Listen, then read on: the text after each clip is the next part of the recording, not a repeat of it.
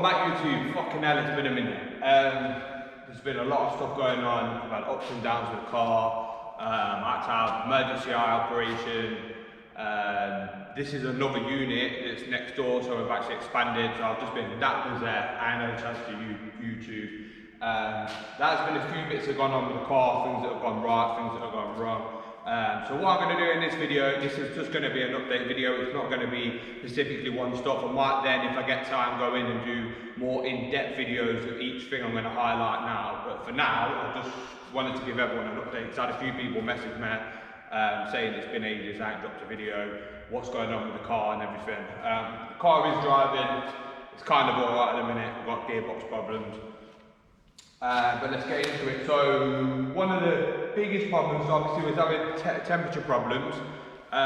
We actually found out that the water to air intercooler is working better than I thought. One of the biggest problems that was going on is that my IAT sensor, my intake air temperature sensor, was in my manifold, my inlet manifold. The only reason I put it there is I got the BST turbo inlet manifold, and it came with a port in it for the Bosch sensor from the 1.8 turbo engine, the 20 valve 1.8 turbo engine. And I spoke to my tuner, he said that's the one he recommends anyway, so it's a good IAT sensor.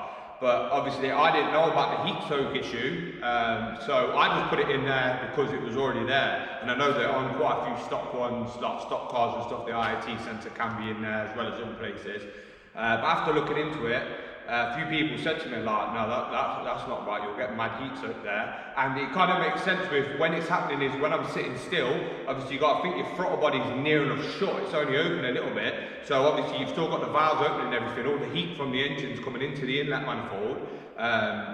And just heat soaking it while you're sitting still. So I moved the IAT sensor, it made a massive difference. When you're cruising, it's not as much noticeable, it's probably dropped about 6 degrees over ambient temperature, but when you're sitting still, it'd probably, like if it was a warmish day, it'd probably go up to like high 40s, nearly 50 degrees sometimes, which was ridiculous. Now, it's dropped it, I haven't seen it even hit 40, it stays at like high 30s. The other thing I've noticed as well, which is a massive difference, is the reaction time. So, say before, if you did like a big pull and it went high, it kind of come down. I wouldn't say it was slow, but it was kind of steady. It wouldn't snap back. It would drop down. And when you were sitting still as well, when you got cruising, the same thing had happened. If you sat still, it would get quite hot. When you started driving, it'd take a while before it came back down again. Whereas now it's instant. You do a pull and then you back off. As soon as you get let go of the throttle, and obviously the throttle body's closed, that temperature skyrockets down. Which is what it's more going to be like. And the same with if you're sitting still, it just start getting a bit warm. As soon as you start driving, it's come down instant. So not only has it dropped the overall temperatures, it's just made it react so much faster. So that's got rid of most of that problem. I have also added Meth just to help with the peak, to stop it peaking when it's high. So I've got it when it comes in. So if you drive it normal, it don't use the Meth. I've just got one nozzle, which I'll show you in a minute where it is. It's got 1000cc nozzle. It's an AEM kit with a V3 nozzle, 1000cc.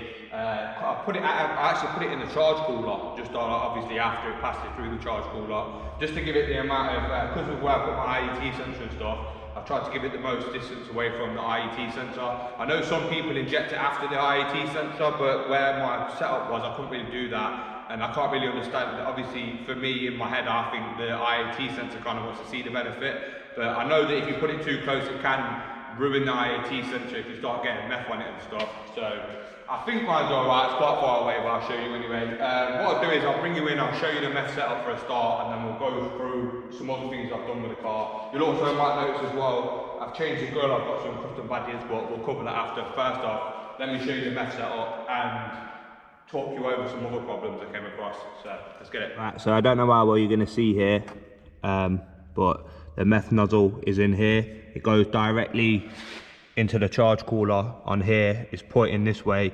so obviously the booze comes through, goes through the heat exchanger or water to air intercooler, and then the Meth nozzle sprays in. So obviously it comes around here. The IAT sensor is basically on the underneath of this pipe, so you can't see it. but it's underneath here. So you've got a fair amount of distance. So far I don't seem to have a problem. Obviously it is a bit crap with having the blow off out of here, but I can't say I've noticed any meth spraying out of here, so I think most of it must be like atomizing basically before it reaches there. So yeah, the nozzle's just here, 1000cc, the pipe goes down, you can't see it, but there is the I've got the solenoid. I opted to get the solenoid, so the solenoid is down there wired up. We'll go around. So I've got some seat covers as well, we'll cover that in a minute though. So the controller, the AME controller is in there, and then just jump round to the back. So here is the meth tank. This is just a stock tank that comes with it. Obviously you've got the level sensor. The tank is solidly mounted. The pump and everything else underneath, it is a pain in the arse to lift the false floor, so I'm not going to do that. But I also did while I'm here, I've done a battery cut off as well, because obviously the battery is under the floor on these, so it's a pain in the arse if you ever want to do anything or if something happens or whatever. So now I've got a battery cut off there. Yeah, obviously the meth's there. It's running 50/50 meth. Pumps underneath the floor, it's all wired in, everything goes underneath, so it's all nice and neat. But yeah, that's the meth setup right there. Right, so the next thing I wanted to cover was one of the big problems I'm having is with the gearbox. Obviously I've got the uprated Deca DCT clutch pack, but the gearbox map I've got on it's not quite right. It doesn't handle, it's not obviously got the clamp compressor up high and stuff, so I've decided to go for a TVS stage 4 map. So what happened was I actually took it up to Perron Automotive to get the TVS stage 4, and it failed its pre-dyno check. So what happened was, originally when I first built it, the wastegate lines were just normal silicone vacuum lines, and then I didn't like the look of them and liked how it was. So then I binned that all off and I went for the push lock ones. I got the special, what was meant to be the special pipe, which is like a silicone and nylon based, like a mix, rather than just the nylon, which was meant to be better for heat. And I did all the heat stuff on it and everything, but even then, basically when I went to dyno it, on the wastegate end, it had melted. It melted the end of the pipe, and it hadn't melted enough to actually cause a vacuum leak, so I wasn't getting any overboost or anything. That's why I hadn't noticed it. But around the fitting, when you looked at it closely, it was basically misshaped. The push lock bit didn't work no more because it had like melted and stuff. So they said they wouldn't run it on the dyno. Not only that, but with the Emu Black, the torque signal's just not right. It is changing lower down, so I spoke to Nick, my tuner. He said he's going to help sort that out. That's not been done yet, but in about a week or so, it is going to go back to Perron for the TVS stage 4. So I've done the wastegate, so the wastegate setup, it's all changed now. It's all Teflon braided stainless. As you can see from here, I'll bring it in for a closer look. Some of it you can't really see, but I'll bring you in now so you can have a quick look. Right, so obviously here we've gone for AN3. They come round, go around to the max solenoid, which is over here. I've got a TPs coming off here, and then the other one goes through, goes round here and goes into the compressor housing down there. Don't know how well you can see, but yeah, it's essentially the whole setup's all braided now. Seems to work perfect. So we've just got to sort out the torque signal for the box, get it more to what it should be. It was a bit high before. When you pulled off, it banged a little bit, so I've just got to sort that out. And then, yeah, essentially when that's sorted, hopefully it stops the problem happening. Because what's happening at the minute, we turned it up.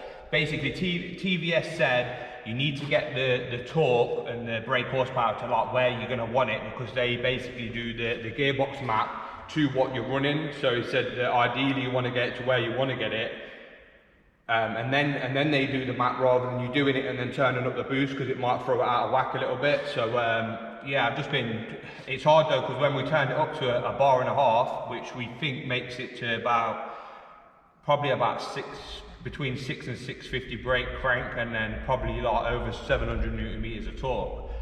So I'm getting clutch slip high up, so it was hard to get the engine right because he had to stop because we hit 1.5 and it started slipping. So hopefully after they've done that, I'll probably just stay at that power for a while, and then we'll go from there really. But at the minute, I just want to get it right.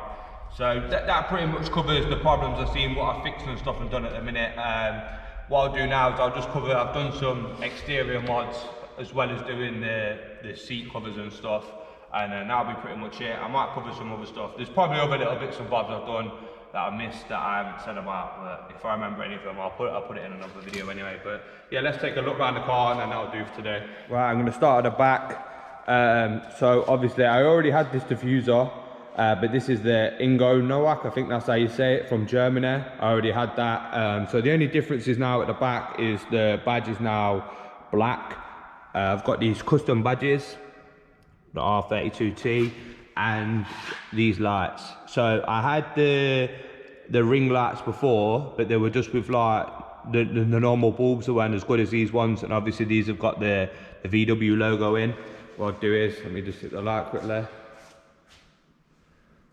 Obviously it flickers a bit on the camera, but obviously they don't do that in person.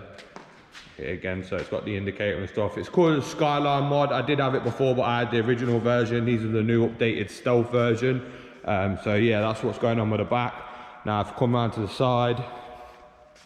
I went for the same kit all the way around. So before I didn't have these, I've got the side skirts now, the Ingo Nowak side skirts, to match with the back. I've also got the front splitter as well. But one of the big things, the seats. These are actually just bespoke covers. It's not a full retrim. I also got the armrest. I already had the gator, the gearbox gator, and then I got the handbrake one as well. So I kind of got a full kit going on now. Oh yeah, I got this gauge as well. So let me just flick the ignition on quickly. I'm not gonna bother starting it up. But basically this is the only thing, because obviously I've got the EMU Black talks to the Android screen I've got in there, so I can get all the information I need on there, IAT, coolant temp, everything I need I can get on there. But the only thing you can't get is your oil temp and your oil pressure, but just because there isn't one on the car. So because there's not one on the car, you can't read it. So yeah, this has got oil temp around there. It goes green, orange, red. You can set it all yourself, and it also flashes if it gets too hot. And then this is oil pressure, so I can just monitor that from there now. So go around to the front. Obviously we've got the Ingo Nowak front splitter now, and the grille used to be chrome, it's now gloss black. I kind of I don't really like the all black sometimes, because I think the R32 is good because it's chrome. I was planning on matte black in the car, but now I'm indecisive whether to do it or not. So obviously I've got the gloss black VW badge as well, so right now it's just like, it's fully blacked out. Obviously I've got the custom R32T badge on the front as well, same as the back.